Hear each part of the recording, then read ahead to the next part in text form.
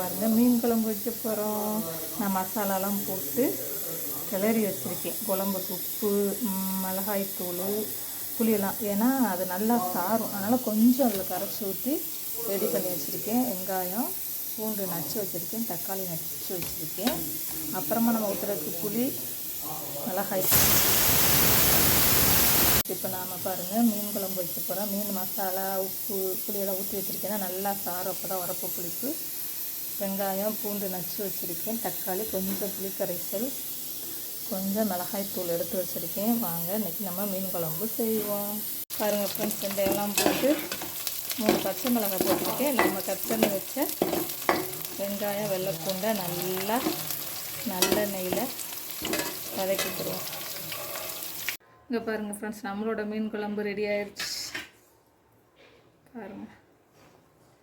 பாருங்கள் சூப்பராக இருக்கும் ஃப்ரெண்ட்ஸ். வாங்க சாப்பிடுவோம். நம்மளோட சேனல் மதுரை பாண்டிச்செல்வி சேனலை லைக் பண்ணுங்கள், ஷேர் பண்ணுங்கள், சப்ஸ்கிரைப் பண்ணுங்கள். Thank you friends. ஃப்ரெண்ட்ஸ், குழம்பு மீன் சூப்பராக இருக்கா ஃப்ரெண்ட்ஸ்? இங்கே பாருங்கள், நல்லா எண்ணெய் பிரிஞ்சு வந்துருச்சு.